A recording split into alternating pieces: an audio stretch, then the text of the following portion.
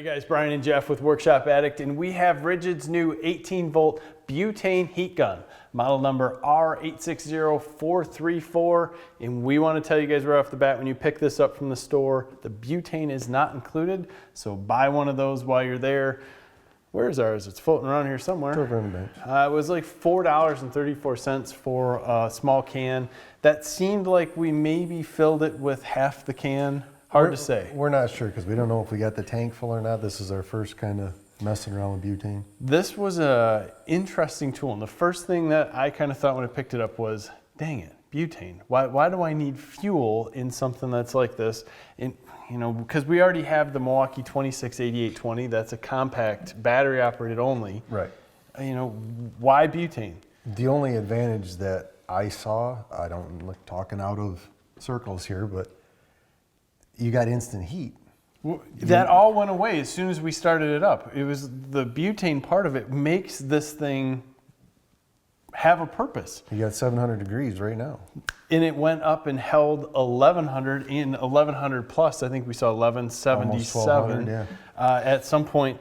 This model has so much more to offer than you would think. So don't let the butane get in the way. Some of the things that we seen right off the bat, it's got a kickstand up front. So we have a 6 amp hour octane battery on it right now. Well, it's pretty easy on octane batteries. Yes, it is. But you do need this kickstand. If you try to set it up perfect. Without it, the battery, it could be still tipping. It's not safe. Yeah, the kickstand's perfect, but when you turn it on and you run it, which we can do it here, but you turn this guy on and it starts. You're done. You can let go of it, walk away. So we were working with it with electrical parts. That's what we use heat guns mostly for, removing stickers or doing something with electrical. And it simply stands there so you can work in front of it. I like that idea. And I also like the idea when you do turn it off, you can cut the fuel to it. The fan keeps going a little bit to cool it down on the inside. It seems like the inside gets very hot, but the outside of it does not. Yeah, like this one, everything gets warm. The Milwaukee one, you're right, you don't want to touch the outside. The Ridgid one, it seems like it cools down pretty quick. The fan does not run a long time. No. What, 15, 20 seconds maybe. And even when we had some of the diffusers on, it didn't take long and you could actually touch that diffuser to take it off. Surprisingly, the amount of heat that comes out of here is awesome. It does have a universal tip on it. So if you have any of the other types of diffusers that you might want to use, most of them will come over here and fit. The amount of stuff you can do with this with the heat that's instant, I mean, is amazing. So just as a comparison, we used the Milwaukee Compact and said, okay, so your cost of using instant heat is the butane. Using that Milwaukee, it took us, what, 13 seconds to get to 300 degrees, 26 seconds to get to 400 degrees, 48 seconds to get to 500 degrees, and a minute 40 to get to 600 degrees. But the biggest downfall to it... Which this one's still warm. I mean, there's ceramic inside of it. Well, that's what I mean. Yeah. We've done this how long ago, and it's still warm. But the biggest downfall is you got to hang on to it. You have a safety to pull the trigger, and you have to hold that trigger the whole time. So as soon as you hold the trigger, it starts to cool down again, and the process starts over. Which you're talking, this is only what, 750 degree? Max-ish. And it's a compact. It took a minute 40 to get to 600. It took us seconds. 6-8 seconds to get to 700 with this. If that even. It took me that long to figure out where to put the thermal imager to get there. So, I mean, it was like 700 immediately. I can't say enough good about this tool. There's a million different uses for heat guns. You know, we use it a lot for tint, removing stickers, electrical components, heat shrink. There's people are going to use these for a million different things. If you need something that's going to give you heat now, I mean like now, not like an electric gun where it might heat up faster than that guy, but I mean heat now and heat that's going to last a long time, this thing rocks. And something that you can sit down. I like that. And as far as maintenance on it, they're talking what, after every 20 hours of use, You pull the valve out of the bottom, drain any contaminants out of it, put it back in, and you're back in business. We're not experts on butane here. No. So we're guessing that there might be contaminants in that butane bottle or something that doesn't burn in that butane bottle that could build up in here, and they just want you to get them out. Right, like you say, we're not experts.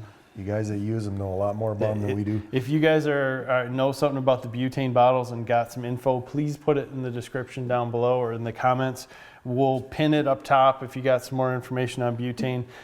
All I can say is it's not overly cheap. A small bottle of propane compared to a bottle of butane, $4 each-ish. True. But at the same point, it seems to last. They did not give us any runtime on how cylinder. How long this lasts. And we're not going to try to give that to you because when we tried to fill it, it seemed like some of the butane came out. But there again, we're new to using anything butane, so we don't know if that's normal. Not going to play that game. I can tell you that your battery runtime is going to go forever. Yeah. You're not going to use up any battery on that. No. I think somewhere I read 20. I'm not even going to go there.